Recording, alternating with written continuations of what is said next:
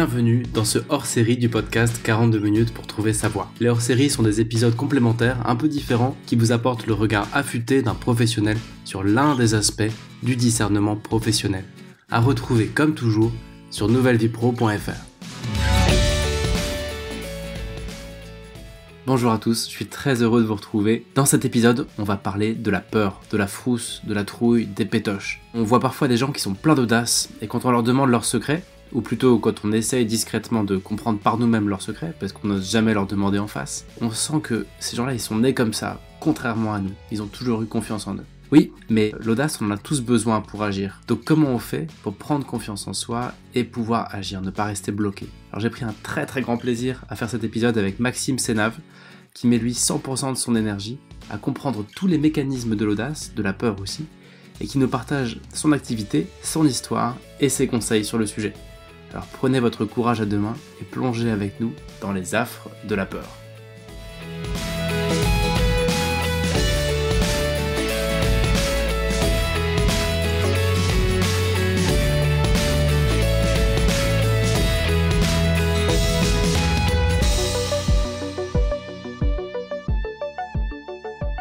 Salut Maxime, je vois que tu bois ta petite bouteille d'eau avant de démarrer pour te mettre dans les meilleures conditions. Cher Alban, je suis dans les meilleures conditions pour t'écouter, pour échanger ensemble. Pour tous ceux qui nous écoutent, Maxime, on se connaissait pas il y a encore 3 jours. Je te suivais à distance discrètement parce que tu as créé Libre comme Max, qui est, tu vas nous en dire plus là dans les minutes qui viennent.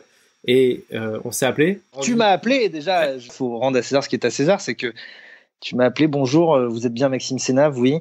Et je trouvais ça magnifique, moi, déjà, cette démarche. Donc, d'ores et déjà, dire, voilà, j'aimerais échanger avec vous sur tel ou tel sujet, je trouve ça déjà assez beau. Je tenais à te le dire. On est dans le thème, prendre son téléphone et faire le truc. Et pourquoi je t'ai appelé? C'est parce que tu as pas mal cheminé sur la question de l'audace, de comment on se lance alors qu'on a la trouille. Et c'est un sujet super important pour tous ceux qui veulent changer un peu de vie. Alors, Maxime, dis-moi un peu, qui es-tu? Écoute, moi j'ai fait des études de commerce, j'étais à l'université de Paris-Dauphine parce que j'étais un élève plutôt bon en cours et en fait tout de suite j'avais une petite voix au fond de moi qui me disait assez tôt que je voulais faire de la comédie, je voulais faire marrer des gens. Et quand j'étais dans mon lycée, j'avais fait des sketchs, tu vois, des inconnus, etc. J'avais un truc qui me taraudait au fond de moi que je voulais faire.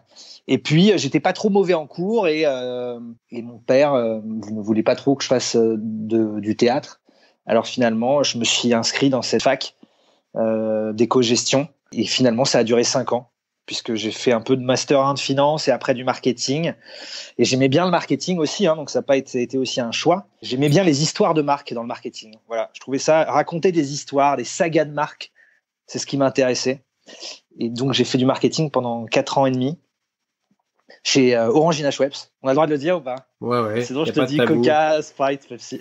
Oui, okay. Tu peux même dire si c'était bien, mais c'est pas le sujet. et voilà, non, c'était très chouette. Et puis ensuite, après, petit à petit, j'ai commencé à vouloir changer de vie et je suis parti vivre à l'étranger. Je suis parti vivre à Dubaï pendant 1 an. C'était une compagne qui a été mutée à l'étranger et je l'ai suivie. Et du coup, là, à Dubaï, au lieu de chercher du travail dans le marketing, j'ai commencé à chercher du travail dans le théâtre. Alors, c'est assez paradoxal parce que tu vas me dire qu'en termes de musical, il y a mieux sur la place dans le monde que Dubaï, mais finalement, j'y suis allé. C'est à partir de là où j'ai commencé un peu à changer de vie. Après, je suis rentré au bout d'1 an en France parce que ça s'est pas très bien passé personnellement. Rien de grave, hein. Mais du coup, je suis rentré et puis après, j'ai bossé dans la production de spectacles, mais en fait, toujours côté marketing, en fait. Donc, c'est-à-dire que je continuais à faire mon métier de marketing dans un univers que j'aimais bien, mais mon petit saut dans le vide, je l'avais pas vraiment encore fait. Attends, on va faire une pause déjà là parce que c'est un sujet qui revient de temps en temps sur ce podcast, c'est de se dire bon bah si tu veux t'éclater dans ton boulot, que t'aimes bien le théâtre par exemple, t'as qu'à faire de la compta dans le théâtre, t'as qu'à faire du marketing dans le théâtre, de la finance, je sais pas quoi. Est-ce que ça marche ça? Moi, je suis convaincu que non. Ok. C'est qu'à un moment, et c'est pour ça que si tu écoutes ta petite voix encore plus, tu te dis par exemple, j'ai bossé pour Montreux Comédie, qui est un festival super d'humour en Suisse.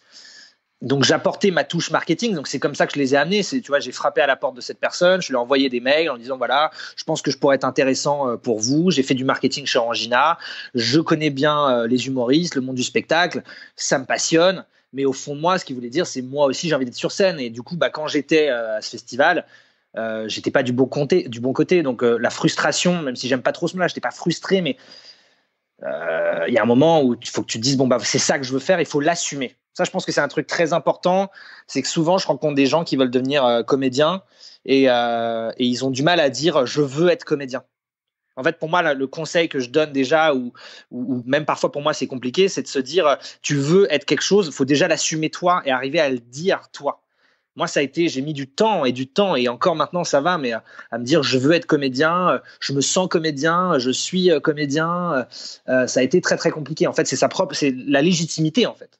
Et du coup, en fait, si tu te dis, bah tiens, je bosse pour Montreux Comédie, mais je fais du marketing chez Montreux Comédie, je me sentais me raconter des salades à moi-même ou à mes amis en disant, mais tu sais, je bosse pour Montreux Comédie. Ah, c'est super, ça te rapproche de ton but. Oui, oui, mais pas du tout. Je faisais du marketing pour Montreux Comédie comme je pouvais être chez Orangina, Whiskas ou Yoplait. Mais sauf que j'étais chez Montreux Comédie, donc j'étais plus proche de l'univers, mais j'étais toujours au même endroit, entre guillemets, par rapport à ce que je voulais vraiment faire. Donc je ne conseille pas, si quelqu'un me dit qu'il veut, je sais pas, faire de la magie, je ne conseille pas d'être dans une boîte de magicien, mais en étant toujours expert comptable. Je lui propose de continuer à faire de l'expertise comptable tout en développant la magie. Et si un jour la magie l'emporte, il laissera l'expertise comptable de côté. Ok, faire un vrai saut ou pas. Ouais. Ok. Faire un vaisseau ou pas, mais c'est-à-dire vraiment le faire en tout cas. Je dis pas de tout plaquer. Mon conseil, c'est pas, j'ai pas de conseil à donner, mais de tout lâcher. Moi, c'est pas du tout ce que j'ai fait. Hein. De tout lâcher pour dire allez, je me lance, tête baissée. C'est compliqué aussi, quoi. Tu fais une belle intro, c'est le sujet de cet épisode. C'est pas une interview classique de quelle était ton histoire, etc. C'était vraiment, comme tu as pas mal travaillé sur le sujet, pas vraiment de la peur, mais de l'audace, de la confiance en soi. De la peur aussi. Hein. Ouais, tu peux dire ça. Moi, je pense qu'il faut assumer. Tout le monde a peur au fond de soi et c'est des peurs qui figent. Moi, j'ai été figé, mais t'imagines même pas. Et la fille, si elle m'écoute, je te jure, ça me fera plaisir ça, parce que la fille qui était à Dubaï avec moi, elle me disait tiens, t'écris bien, t'as envie de faire ça, vas-y, etc. Et elle me dit mais t'es figé, pourquoi t'es figé? Je pense que c'est la peur qui m'a figé, donc j'essaye au maximum de vaincre cette peur par du mouvement. Pour moi, la peur fige et le mouvement fait avancer. Je sais pas où je vais, mais j'y vais. Pour vaincre le fait d'être figé, parce que au fond de moi, je suis quelqu'un de plutôt figé. Et il faut l'assumer, hein. Et tout le monde peut être comme ça, hein. Il faut l'accepter, ce truc-là. Vas-y, reprends ton souffle. Le mec, il te fait des alexandrins, il ne respire plus depuis 20 minutes. Non, très bien. Et alors, quelle était la suite alors, après Montreux? Donc Montreux, 1 an, CDD, ils me reconduisent pas. À côté, je faisais du théâtre, hein, amateur, avec une troupe. Donc je jouais des pièces à Paris, dans des petites salles. On avait fait une semaine au Festival d'Avignon. Donc j'avais ça, hein, déjà. Le théâtre était là depuis un moment, puisque je faisais du théâtre amateur depuis le début de ma signature de mon CDI chez Orangina. Donc j'avais les deux en parallèle, si tu veux. Même si c'était pas professionnel, j'avais toujours ça en tête. Et puis chez Orangina, il y a un moment où je commençais à être payé à faire des pots de départ, à écrire des textes de pots de départ, à faire des vidéos de convention, de séminaires où je faisais des sketchs autour de l'entreprise, etc. Et j'avais cette chance-là que mes directeurs me laissaient faire ça. Donc je bossais pas la journée parfois pour compter des bouteilles, mais plus pour faire écrire des sketchs et des scènes chez Orangina. Donc en fait, en gros, ce truc, c'est un chemin. C'est pour ça que j'ai vraiment confiance en l'avenir, c'est que je vois ce truc comme un chemin. Et ce truc-là n'est pas arrivé à 28 ans en disant tiens, d'un coup, j'arrête tout, j'ai jamais fait du théâtre, j'y vais. Moi, ça faisait des années que je voulais faire ça, des années que j'avais testé un peu ça, que je faisais du théâtre amateur, et dès que j'avais l'opportunité de le faire quelque chose de cet acabit-là, je le faisais. Et donc ensuite, après Montreux, je me suis dit bon bah j'ai pas été reconduit, là j'avais plus rien. J'étais un peu en galère et j'ai travaillé avec une entreprise qui s'appelle Switch Collective, qui aide les gens à donner du sens à leur vie professionnelle. Je les ai rencontrés très tôt au début de leur histoire et on s'est très bien entendu. Et les fondatrices m'ont proposé de donner un cours d'improvisation. Je dis d'accord, ok, je vais donner un cours d'improvisation. Je n'avais jamais donné de cours d'impro de ma vie, hein. Donc je donne un premier cours d'improvisation. Ça se passe pas très bien, parce que j'ai jamais donné de cours d'improvisation et qu'en face, les gens ont pas forcément envie de devenir comédien. Et je donne un deuxième cours d'improvisation et là, je me rends compte que ça se passe toujours pas très bien parce que c'est mon deuxième cours d'impro et que ils ont toujours pas envie de faire des cours d'improvisation. Et puis après, je me dis, tiens, là-dedans, ce qui m'intéresserait, en fait, ce que je trouve intéressant dans l'improvisation, c'est d'aider les gens à oser, à faire ce petit pas, à oser y aller. Parce que moi, je n'ai pas osé y aller des milliards de fois, quoi. Tu vois, ce moment, ce refus d'obstacle. une envie incroyable, mais quand il faut y aller, un cheval qui s'arrête au moment devant l'obstacle, quoi. Donc ça a été depuis gamin. Hein. J'ai fait 3 fugues de colonies de vacances, de club Mickey en Normandie sur la plage, parce que j'avais peur de rencontrer les autres, etc., etc.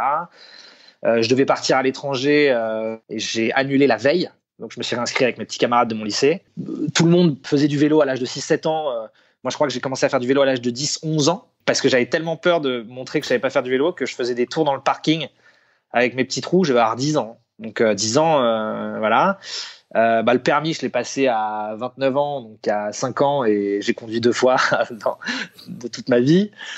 Bon, voilà, donc il y a des milliards de trucs qui me font peur et des milliards d'obstacles que j'ai au fond de moi et j'ai très envie d'y aller, mais finalement j'y vais pas. T'as fini quand même par mettre pas mal d'énergie sur le sujet. Toute mon énergie, c'est-à-dire que ce soit dans Libre comme Max ou dans Aujourd'hui de faire du théâtre, j'ai peur, mais j'y vais, quoi. J'essaye d'y aller. Et puis surtout, je me suis dit, c'est pas un bluff. C'est-à-dire que c'est pas un gars qui est bien dans ses baskets. Je suis pas mal dans mes baskets, mais c'est pas quelqu'un qui en fait n'a pas peur. C'est quelqu'un qui a peur, comme tout le monde. Mais comme tout le monde, ça se taffe.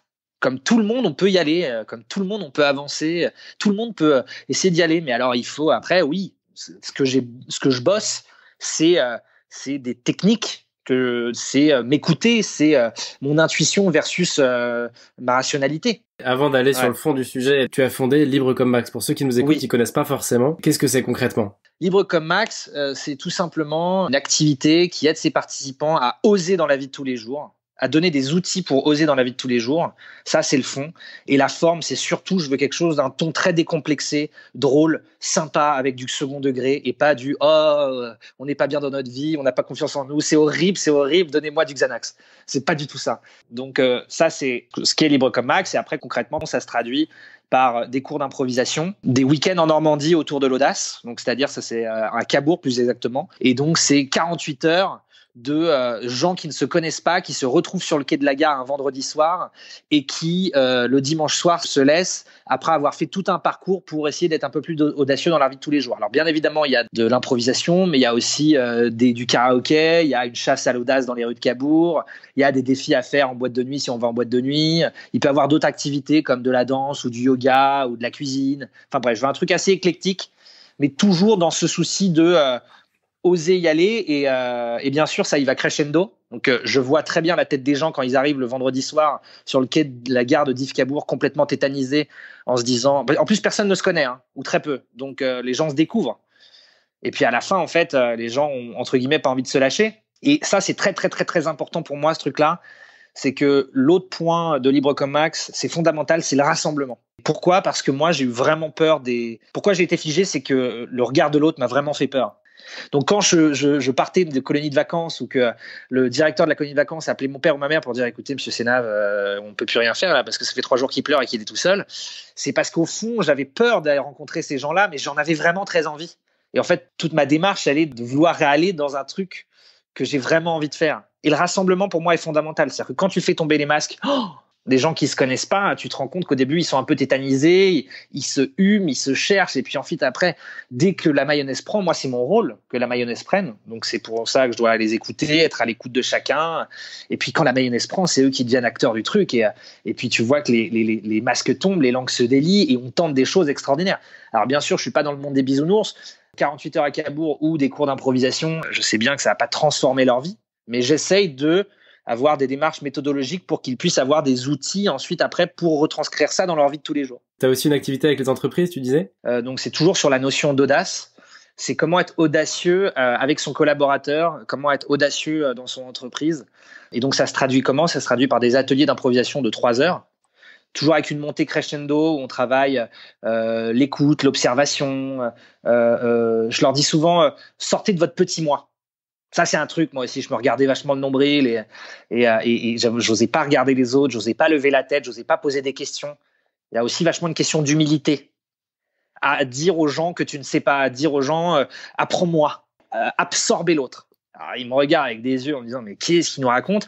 Mais c'est très concret pour moi, c'est-à-dire ouvrez-vous à l'autre, posez des questions, apprenez de l'autre, creusez un univers que vous ne connaissez pas. Et tout ça, on essaie de le traduire par des techniques d'impro, donc notamment de l'imaginaire, de l'écoute, de la spontanéité, raconter des histoires, accepter l'incertitude. Donc ça, c'est la première partie. Et la deuxième partie aussi, je fais aussi une conférence humoristique, on peut appeler ça un spectacle d'1 heure autour de la notion d'audace, où là, je raconte face à des gens, ça peut être 20, 30, 40, 100, 200, 300 personnes. Je raconte dans une première partie tous mes déboires dans la vie qui ont été mon manque d'audace. Donc c'est très important pour moi parce que ma démarche, elle n'est pas de dire j'arrive dans une entreprise et de dire alors bonjour à toutes et tous, vous avez en face de vous Monsieur Audace, vous manquez d'audace, je vais vous expliquer ce que c'est. Non, évidemment que non. Ce que je veux vraiment leur expliquer, c'est de leur dire vous avez en face de vous quelqu'un de froussard, quelqu'un de peureux, mais quelqu'un qui essaye de taffer pour l'être moins et qui vraiment écoute son intuition au fond de lui. Et donc, je raconte ce dont je te parlais sur les colonies de vacances, sur plein de choses, sur le fait que j'ai pas fait une école de théâtre tout de suite et qu'il a fallu longtemps avant d'en faire une, alors que je rêvais de faire ça. Bref, donc je raconte pas mal d'anecdotes. Le but est de faire rire et puis faire rire pour créer de l'empathie et créer aussi un échange, un fil entre le public et moi. Et puis la deuxième partie, c'est leur dire humblement ce qui est pour moi la notion d'audace. Donc, je pose plein de questions sur est-ce que la notion de risque existe ? Pour moi, elle n'existe pas, parce que c'est ce qui m'a figé. Est-ce que le succès ou l'échec existe ? Pour moi, c'est trop manichéen. Voilà, donc tu vois, plein de choses comme ça. Donc, elles sont un peu en deux parties. Voilà un peu ce que je fais aussi pour les entreprises.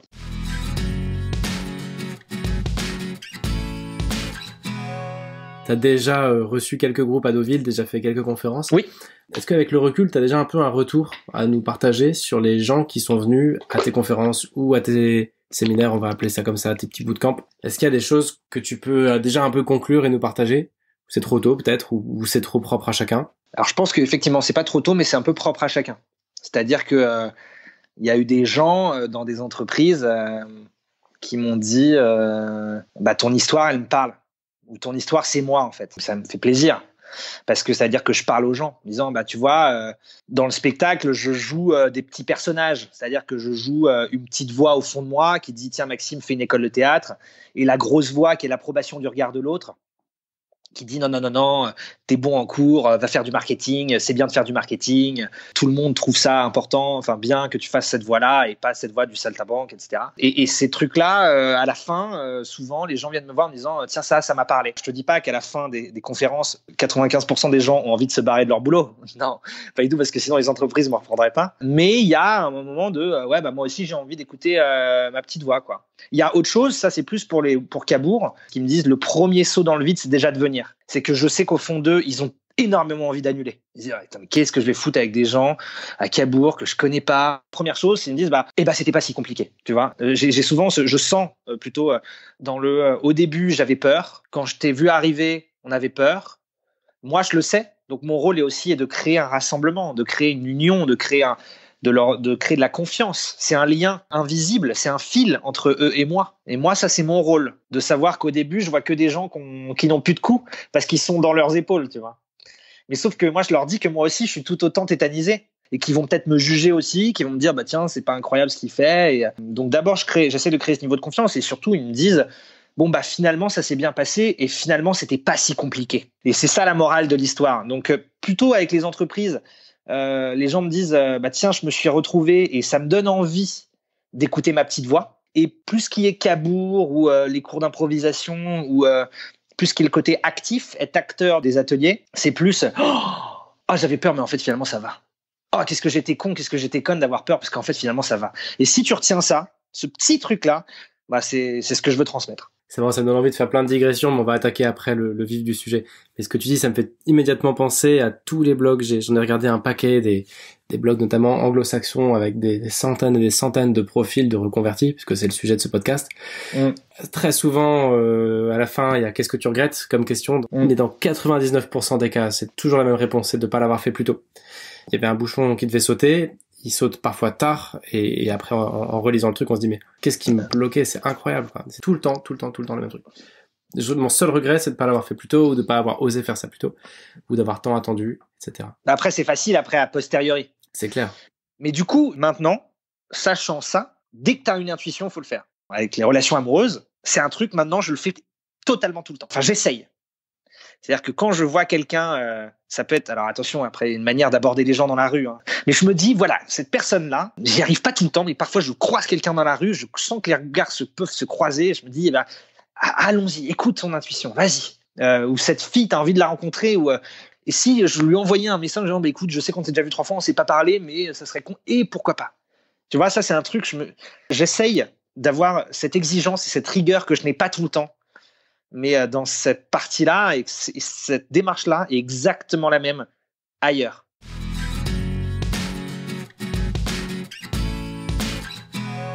Ça me parle ce que tu dis. Je viens de finir un livre et dans lequel ils font mention d'une chose, c'est que les émotions sont le langage de l'âme. Que l'émotion qui ressort, on a tendance souvent à mettre un couvercle dessus en se disant que elle est à minima inutile et au pire dangereuse. Mais en fait que l'émotion c'est un peu l'intuition qui s'exprime et que quand on l'écoute on peut avoir des réponses efficaces sur des problèmes et des questions qu'on se pose. De pas hésiter à écouter ses émotions, ça paraît très bateau, mais quand on le fait sérieusement, voire dans un certain cadre, il y a des séminaires qui permettent ça, etc. Ça apporte un peu ce que tu décris là, de suivre son intuition dans une certaine mesure, c'est aussi un peu savoir écouter ses émotions, et il faut réapprendre parce qu'on a complètement désappris ça. Exactement. Et c'est exactement ça. Écouter ses intuitions, sa petite voix, et ça peut être pour des grandes choses et des petites choses. Moi, souvent les gens qui racontent leur changement de vie, c'est storyteller, c'est pour donner envie aussi. Et puis, ça va vite dans la narration. Et ce que je trouve intéressant, en tout cas ce que j'essaye de vouloir transmettre moi, c'est d'expliquer que c'est vraiment de faire ces petits sauts, ça peut être quotidien. Et ça te fait avancer. Et tu te rends compte qu'il y a plein de choses. Parfois, t'as pas envie d'y aller. Parfois, tu dis, tiens, à cette soirée, j'ai pas envie d'y aller. Je connais personne. Putain, mais combien de fois ça m'est arrivé? J'ai envie de rester au fin fond d'une couette. Et je me dis, mais qu'est-ce que je vais aller faire là-bas? Et je me dis, mais si, peut-être, pourquoi pas? Tu sais pas. Allez, vas-y. C'est pas, je ne dis pas que pour rencontrer des hommes ou des femmes, hein, mais tu sais pas ce qui peut se passer, tu sais pas ce qui peut se rencontrer. Ah, tiens, et puis on y va. Et puis après, peut-être que là, ça mord, peut-être que là, ça mord pas. Et souvent, tu te dis, mais c'est incroyable. Heureusement que j'y suis allé. Ça, de trucs de soirée, j'en ai 1000, hein, que je raconte justement. Vas-y, c'est le bon moment. Spectacle. C'est le bon moment, j'y vais. Ok. C'était il y a 2 ans et demi quand je commence à me lancer dans l'univers de oser, sauter dans le vide, écouter son intuition, etc. C'est un samedi soir. Il est 23h30 et dans le hall d'entrée, il y a écrit bonjour à toutes et tous, je m'appelle Catherine, je suis la voisine du 2e, je fais une soirée improvisée. Si vous voulez venir boire un verre, n'hésitez pas. La Catherine, elle n'a aucune envie que je vienne. La traduction signifie salut, je m'appelle Catherine, je vais foutre un bordel hallucinant jusqu'à 6h du matin, t'as pas intérêt à appeler les flics. Et là, tu vois, on va décomposer le truc, il est 23h30, je me dis j'ai envie d'y aller.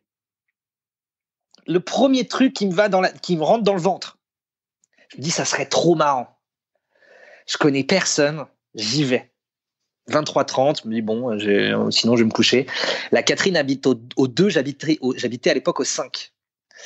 Et je monte au 1, au 2, et quand je suis devant la porte, j'ai l'impression, mais il y a 450 000 personnes, mais des lions prêts à bondir sur moi. Et là, dans mon esprit, j'ai mon intuition qui rentre comme dans une coquille d'escargot et mon rationnel qui me dit non mais Maxime, tu vas passer pour une buse, tu sais déjà même pas quel âge ils ont, tu connais personne, tu vas arriver, tu vas faire ton petit bonjour, je connais personne, et ensuite après ça va tomber à plat, tu vas être au bar, tu vas te bourrer la gueule, tu vas bouffer l'équivalent de 19 kilos de cacahuètes, tu vas rentrer ridicule chez toi, et finalement à ce moment-là c'est le rationnel qui prend le lead et je ne sonne pas. Et je monte au 3, je monte au 4, je monte au 5, je rentre chez moi au 5, j'ouvre la porte, je ferme la porte et chez moi, j'ai un dialogue perpétuel entre mon rationnel et mon intuition. Et mon intuition qui était donc la première chose qui me dit « Maxime, il faut que tu descendes. Il faut que tu sonnes à cette porte. » Et du coup, je redescends. Je redescends au 4, je redescends au 3. Alors là, je te jure, je suis vraiment pas serein du tout. J'arrive au 2, mon doigt se dresse péniblement devant la porte, je sonne, la Catherine ouvre, me dit bonjour, je dis bonjour, je suis un voisin. Elle me dit ah bah très bien. Là il y a vraiment beaucoup de monde. Et imagine que la Catherine, elle est pas en train de dire aux gens bonjour à toutes et tous. Il y a quelqu'un de très audacieux qui vient de sonner. Je vous demande d'arrêter la musique et de l'applaudir. Non, il y a personne. Donc t'es à nouveau en haut d'une montagne russe. T'as fait le premier truc, c'est bien. Mais t'es à nouveau en haut de. Moi ça marche vachement comme ça. Je fais toujours ce truc de prise d'oxygène parce que j'ai l'impression d'être en haut d'un truc qui va descendre très vite. 2 options. Soit tu vas au bar. Bon, bah là, tu restes seul, tu te caches derrière un verre, quoi. Tu ne fais pas ce premier truc. Tu vois, c'est comme l'équivalent du petit pas de tout à l'heure quand je te disais que j'étais allé à Montreux mais que je faisais du marketing. Finalement, t'es pas vraiment dans ton truc. Tu fais pas vraiment le vrai pas, le vrai truc. Donc, soit t'as l'option 1 où tu te caches derrière un seau de chips. Et du coup, ça se passe mal et tu dis tiens, j'ai bien raison de flipper parce que c'était nul. Mais en plus, ça se passe évidemment mal. Ouais. Mais évidemment, mais bien sûr. C'est la prophétie autoréalisatrice, quoi. Exactement. Mais après, mais si tu t'écoutes vraiment, si t'as un vrai dialogue interne, tu sais qu'au fond de toi, tu sais que c'est de ta faute. Tu sais que tu n'y es pas vraiment allé. Tu sais que tu t'es menti, bien quoi. Sûr, bien sûr.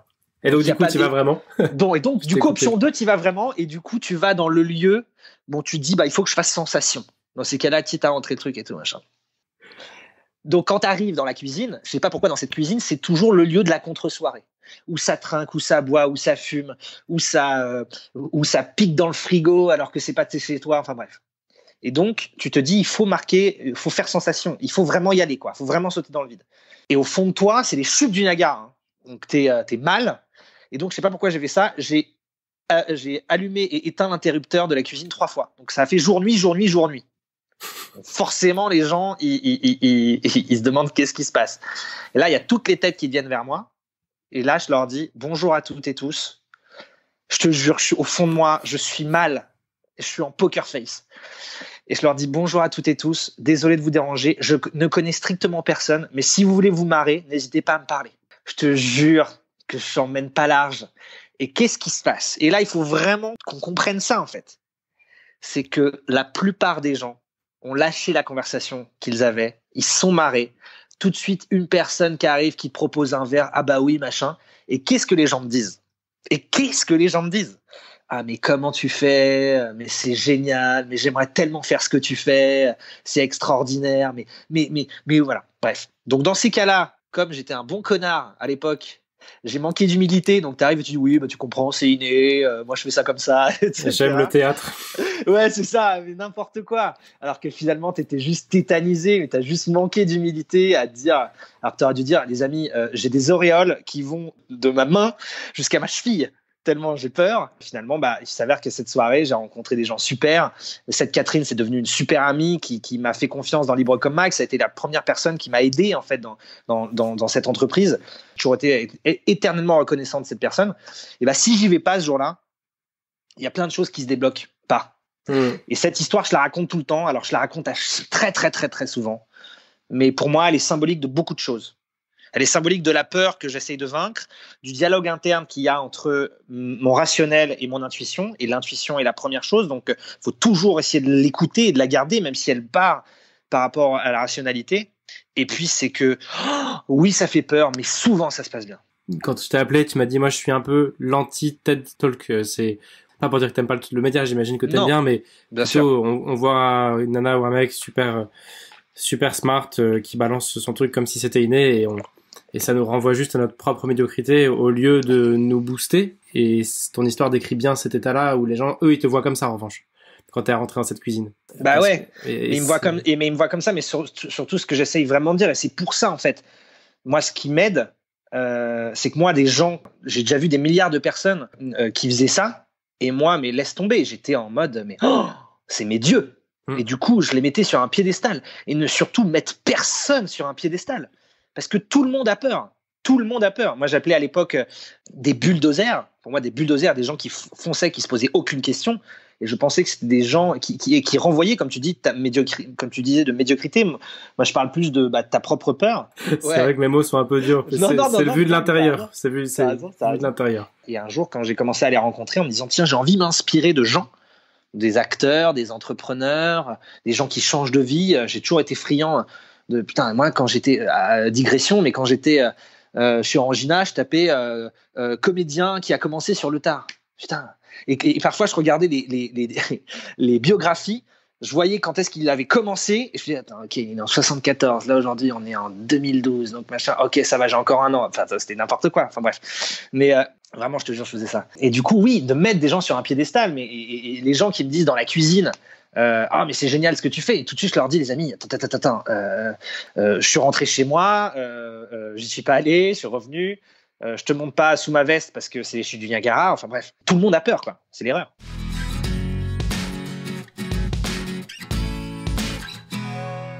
le podcast s'appelle 42 minutes. On va largement dépasser. Je vais encore me faire gronder. Mais c'est pas grave, c'est intéressant. Est-ce que tu pourrais essayer de me partager un peu, selon toi, quel est l'enjeu de dépasser ça? Avant d'aller voir les petites méthodes, les petits trucs, quel est l'enjeu de dépasser ces peurs, selon toi? Et de faire ce petit pas? Déjà, je pense que c'est de pas de regretter, tout simplement. J'ai très peur du temps qui passe. Je suis tétanisé par le temps qui passe. Et pour pas regretter, j'essaie d'écouter au maximum mon intuition. Donc typiquement, quand tu m'as contacté, je me suis dit, putain, trop cool l'idée, hyper intéressant, faut y aller vite, faut le faire vite. C'est pour ça que je t'ai dit, vas-y, on va le faire tout de suite, tu vois. Avant que ton mental ne prenne le relais.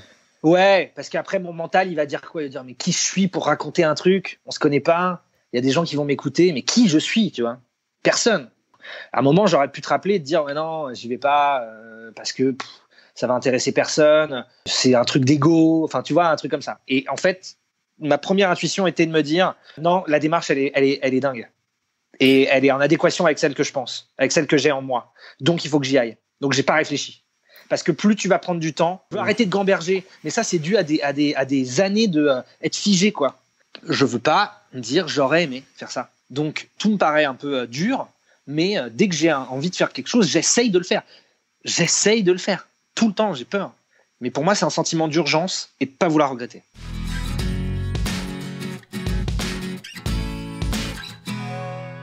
De quoi on a peur, selon toi? De quoi on a peur? On a peur de pas y arriver. On a peur de se tromper. On a peur d'être jugé. On a peur de sortir de sa petite zone. On a peur de se faire mal. Peur de se faire mal, je pense. Je suis assez drastique par rapport à ça. C'est-à-dire, pour moi, des choses se font dans la douleur. Dans le plaisir et dans la douleur. Plein de gens ne sont pas du tout d'accord avec moi. Je m'embrouille avec plein de copains là, sur ce sujet. Mais parce que s'il n'y a pas de plaisir, tu vas pas faire le truc. Aujourd'hui, je sais que je dois plus conduire parce que je l'ai eu le permis il y a 5 ans et que j'ai conduit que 2 fois. Aujourd'hui, je ne prends aucun plaisir et je n'ai aucune envie de conduire. Je vais pas me lancer dans la conduite. Donc, j'ai pas de plaisir. Mais à l'arrivée, si t'as pas du labeur, de la difficulté, ça veut dire que tu vas pas vraiment dans le truc. C'est-à-dire que t'es pas vraiment en haut de la montagne russe. Je t'arrête juste pour faire une petite digression qui me paraît importante. Ouais. C'est un sujet qui revient de temps en temps, qui est pas simple. C'est que d'un côté, quand tu es à ta place, quand tu suis ton intuition, les éléments s'imbriquent d'eux-mêmes et tu te prends pas des portes à répétition parce que les choses sont fluides. Et en même temps, bizarrement, ce chemin-là est hyper dur. Plein d'obstacles et tu te prends des roustes que tu te prends pas quand t'es planqué. Et c'est très compliqué. Alors, au fond de son ventre, on le sent très bien la différence entre les portes qu'on se prend parce qu'on se ment et des portes qu'on se prend parce qu'on est sur la bonne voie et qu'elle est dure. Exactement. Mais c'est pour ceux qui vous écoutent, je partage une expérience personnelle, mais c'est dur de mettre des mots dessus sur cette sorte d'ambivalence que d'un côté, écouter son intuition, ça a une sorte de fluidité qui fait que tout s'aligne et que les gens viennent à nous, etc., et tout s'imbrique parfaitement, plus ou moins parfaitement. Et tant qu'on est dans le vrai, dans son intuition, ça marche et on risque rien. Mais qu'en même temps, c'est la voie qui met le plus de roustes, mais c'est pas les mêmes roustes entre guillemets que celles qu'on se prend quand on se ment à soi-même. et c'est exactement. Et tu vois, on dit la même chose. Sauf que moi, j'ai des petits radars au fond de moi. Et en fait, plus ça va être dur, plus je sais que c'est là où je me mens pas. Et si c'est pas dur, ça veut dire que je me suis un peu caché. Mais t'apportes la question de plaisir. Et je crois que c'est important parce que tu vas avoir des gens qui ont un esprit, par exemple, qui détestent le rapport commercial humain et qui vont se dire, allez, faut que je sois vendeur parce que ça me manque ce truc-là dans mon CV ou je sais pas quoi. Et là, ça sonne hyper faux et c'est dur. Et ton petit radar, il te dit c'est dur. Mais c'est une connerie de faire ça. Et a priori, parce que ça t'emmène pas forcément là où tu veux et ça t'apporte pas un plaisir final ou une sorte de, tu vois. Cette notion de plaisir me paraît importante. C'est quand même pourquoi tu fais ça. C'est que le truc à la base, t'en avais quand même une certaine envie. Ça te fout les boules, mais t'en as envie, quoi. Évidemment. Il faut aller aussi dans les trucs qui te font plaisir. Moi, j'ai des milliards de trucs que j'aime pas. J'y vais pas. Les gens qui font du ski, du surf, du saut en parachute, tout ça, je n'irai jamais là-dedans. Évidemment qu'il faut du plaisir. Sinon, ça n'a pas de sens. C'est vraiment ça s'appelle du masochisme. Mais c'est aussi une tendance qu'on peut voir de se dire, je sais que je dois sortir de ma zone de confort, donc je sors de ma zone de confort. Mais il manque la finalité parfois. Ouais. Alors, il manque la finalité, parfois, elle n'est pas toujours facile à avoir. C'est-à-dire, tu sais pas du tout où est-ce que tu vas. Mais effectivement, il faut essayer de te dire, tout démarre d'une envie. Enfin, je vais de là paraphraser Johnny Hallyday. Mais c'est vrai, c'est l'envie d'avoir envie. Et ensuite, après, vient la difficulté. Mais pas l'inverse. D'abord, tu as envie de faire quelque chose. Tu te dis, ah putain, par exemple, pardon, je dis putain, mais moi, je rêve de faire de la radio. Vraiment. C'est-à-dire que j'écoute la radio depuis que je suis gamin. J'ai encore écouté une émission hier. Et je me dis, je rêve de faire ça. Bon, bah ça, c'est mon envie. Et je me vois en plus accoster des gens dans la rue, un truc un peu radio libre. J'écoute Edouard Baird en ce moment. Bref, j'aime beaucoup Lumière dans la nuit. Et je trouve ça magnifique. C'est loufoque, c'est déstructuré. Et je me vois faire ce genre de truc. Je trouve ça passionnant. Et ce média me passionne depuis toujours. Et ben, j'ai cette envie-là. Mais aujourd'hui, d'y accéder, ça me paraît très, très compliqué. Donc, il faut que je tape à des portes. Donc, il faut que je regarde, il faut que je fouine, il faut que je sais pas, il faut que j'envoie des lettres, il faut que d'être un stage même pas payé pour 2 mois, 3 mois, écrire des choses à des gens, leur donner des textes, je sais pas. Et ça, cette partie-là, ça va être de la difficulté. Okay. Parce qu'il y a aucun mec qui va dire, ah bah attendez, mais on attendait qu'une personne. C'est ce bon vieux Maxime. On attendait que lui. Heureusement que tu débarques. Personne m'attend. Donc la démarche, elle vient d'abord d'une envie, d'un truc au fond de toi. Ouais, et cette envie, elle vient aussi de pas vouloir regretter. Ça peut être un moteur, ça peut être un driver de pas avoir de regrets. Moi, clairement, je me fais des listes. J'ai une liste de tout ce que je veux accomplir. C'est peut-être ridicule, de tout ce que je veux accomplir dans ma vie. Pour l'instant, j'en ai quasiment pas beaucoup coché. Mais c'est mon phare, c'est mes envies, c'est mon chemin. Et ensuite, après vient la difficulté. Je comprends. Et si t'as pas la difficulté, c'est pas une vraie envie. Ou alors, t'as pas vraiment sauté, quoi.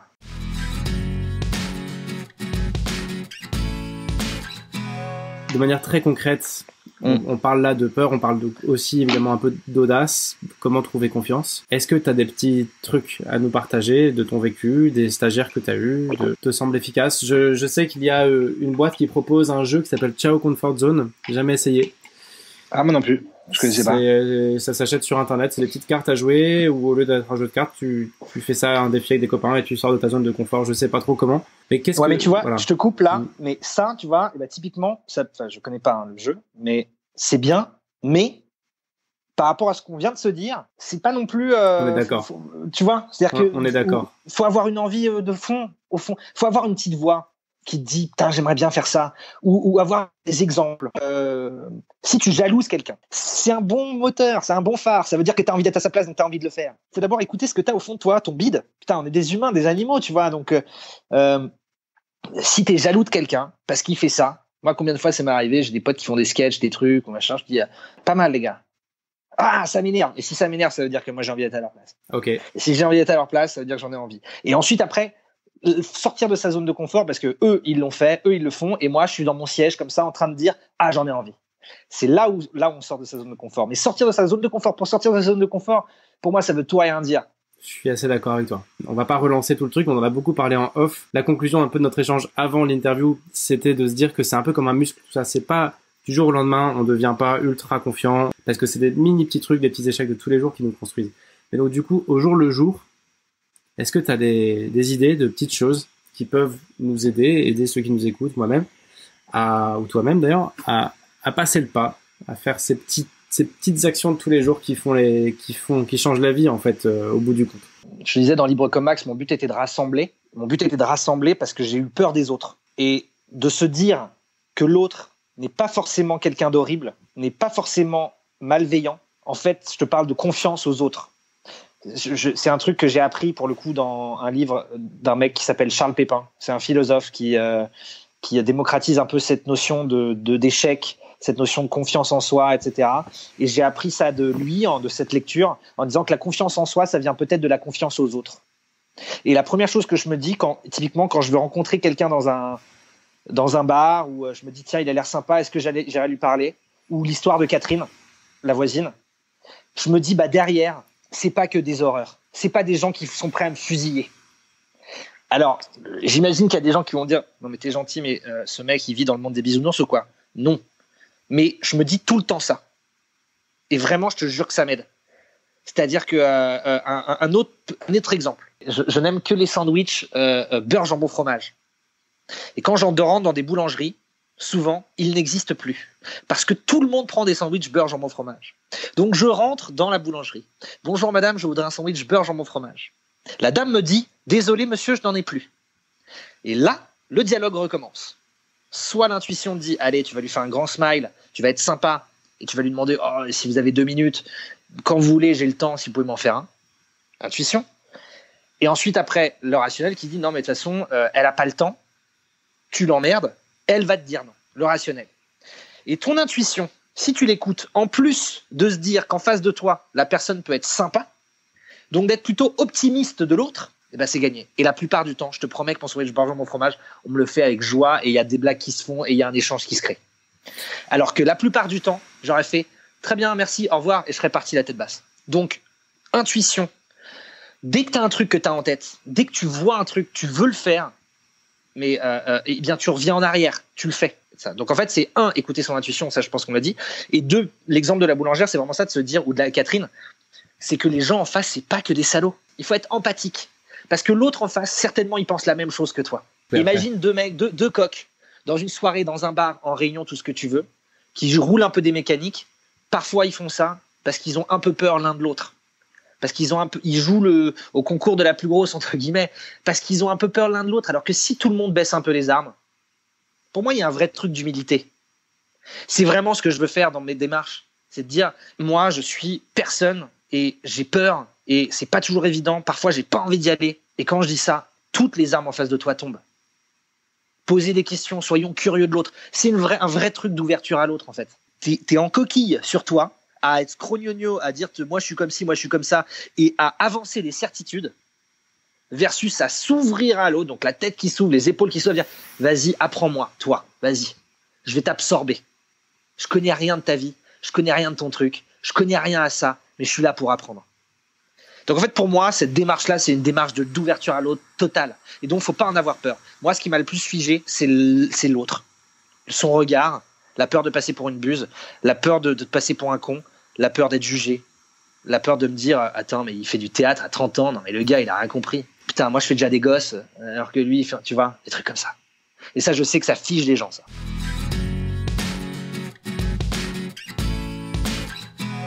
Ce que je retiens de notre échange là, c'est que l'audace pour l'audace, c'est bullshit. À la base, il faut quand même quelque chose d'un peu viscéral, une envie. Et parfois, on l'a perdu, cette envie. Et c'est encore un autre sujet, on fera peut-être un podcast dessus. Mais de trouver un peu cette envie pour déclencher une petite mise en mouvement qui, elle, va nécessiter de l'audace. Et pardon, je peux pas te couper, mais il faut être à l'écoute de cette envie. C'est comme une eau qui commence à bouillir dans une casserole. Ouais. C'est exactement pareil. Et plus on va apprendre à l'écouter, plus on va pouvoir l'exprimer et la mettre un peu et la partager. Et après, j'ajoute donc un deuxième point qui ressort de notre échange, de ce que tu disais, qui me paraît important à retenir, c'est l'autre.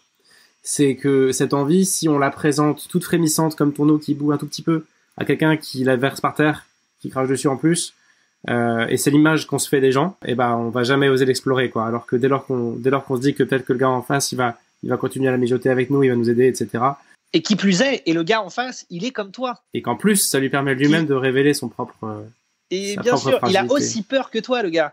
Donc c'est-à-dire que sinon, tu te regardes 2 personnes qui se regardent en chien de faïence. Et c'était juste, et si on baissait les armes, de parler franchement. Et voilà. Pour moi, c'est une clé. Je pense que dans ces 2 grandes idées-là, tout est résumé.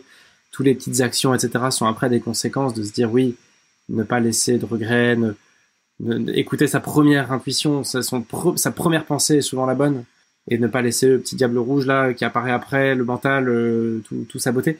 Et j'en reviens à ces 2 points-là. Je retiendrai vraiment ces 2 points-là de notre échange, Maxime, de se dire savoir écouter son envie, ne pas sortir pour sortir de sa zone de confort, ne pas inutilement se mettre en risque, mais le faire parce qu'on a une envie qui sort, et baisser les armes, faire confiance à l'autre. Un dernier truc, c'est ça, j'arrive pas tout le temps à le faire, hein, évidemment, de l'exigence et de la rigueur dans cette envie. C'est-à-dire qu'une fois que tu as écouté ton envie, c'est très bien d'avoir des envies.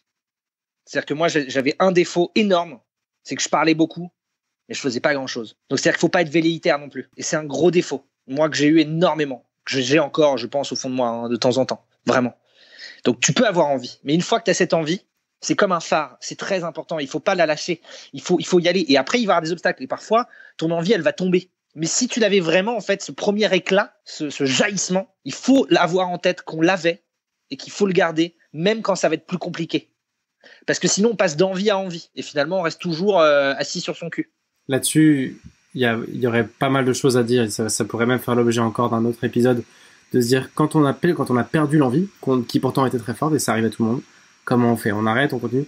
Pour avoir pas mal creusé la question et aussi pas mal galéré personnellement sur le sujet, à se dire, un jour t'es à fond, puis une semaine après, bizarrement, t'as une autre envie qui prend le dessus. Et il y a quelque chose que je veux partager, que j'ai trouvé très fort, c'est pas moi qui l'ai inventé, hein, dans un bouquin que j'ai découvert ça, et je trouve que ça marche très bien. C'est de mettre l'envie que tu avais en perspective par rapport au bien qu'elle peut faire à d'autres personnes que toi. Plus trop penser à sa gueule, mais se dire, à sa petite personne, etc., mais se dire, ok, je voulais monter libre comme Max, potentiellement, ça peut changer de vie. Potentiellement, ça peut libérer des gens qui se sentent pas libres, etc. Donc, quand j'ai moins envie, c'est toutes ces personnes-là qui sont privées de ce travail-là. Et se décentrer soi-même du sujet pour remettre au milieu la cause que ça peut servir, même si elle est très modeste, eh bien, ça aide à retrouver parfois l'envie de se dire, ah, mais non, je suis pas tout seul dans ce truc-là. Et hop, parfois, ça relance le truc. Parfois. C'est une piste qui marche très très bien. En tout cas, pour moi, ça marche très bien. Je suis pas tout seul dans ce truc-là. Moi, c'est un vrai truc, ça. Et on n'est pas tout seul à se poser ces milliards de questions, d'avoir ces blocages, ces doutes, ces joies, ces peines, tu vois. C'est très important. Parce que sinon, c'est vrai que le problème du TED Talk, ou enfin, en tout cas des conférences très bien storytellées, c'est qu'effectivement, tu vas fermer ton ordinateur et tu vas te retrouver entre ton seau de mégot et tes chips et toi en caleçon. Et ça va pas te donner envie d'y aller. Et d'avoir ces échanges-là, d'avoir ces questionnements-là, ça aide parce que tu te dis, ils sont, enfin voilà, moi je suis exactement comme eux. De pas se sentir seul, ça aide à avancer en fait.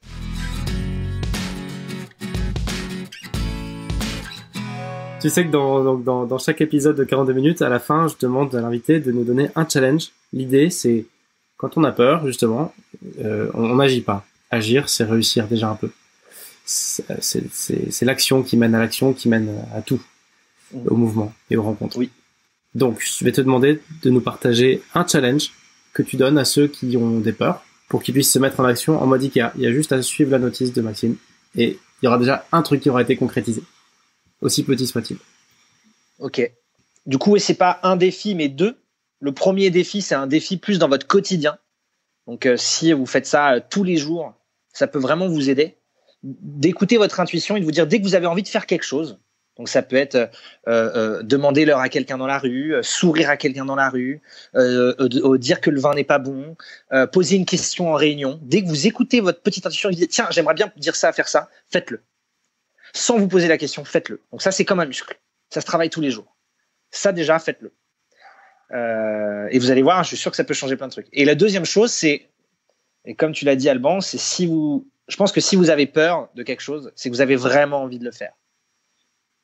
Donc pas un truc fou. Je vous demande pas de faire un saut en parachute ou n'importe, enfin je sais pas, un truc dingue, mais un truc vraiment qui vous fait peur.